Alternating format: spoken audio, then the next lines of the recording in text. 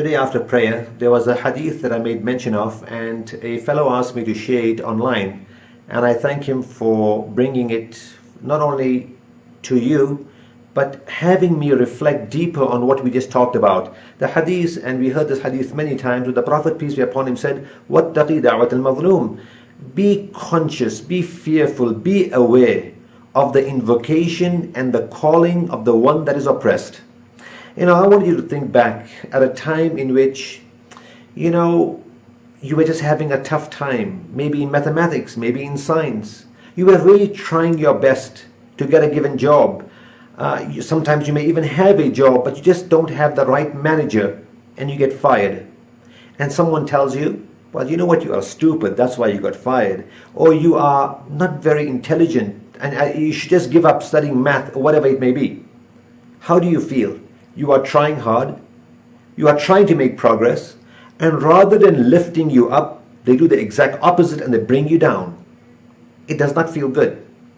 Now the hadith of the Prophet ﷺ says, fear or be conscious or be aware of the invocation of the one that is oppressed or going through a massive challenge, because between the one that is oppressed and the Creator, there is absolutely no hijab, meaning that if that person says, oh Allah, I'm trying to pay my rent. Oh Allah, I'm trying to feed my children. Oh Allah, I'm trying to do the best I can. I'm staying away from the forbidden. I am praying. I am good to my parents. I'm good to my children. I'm helping out society. I'm helping out the community. I'm doing the best I can. And yet people are picking on me, oh Allah. So and so is laughing at me, oh Allah. Oh Allah, now I leave them to you. Do whatever you want with them. Trust me, when Allah hears that, I feel sorry for you and I if that has been outlined towards you and I. So let us become humble, let us become genuine, let us focus on our weakness in this given month, and let us not laugh, mock, jeer innocent people out there.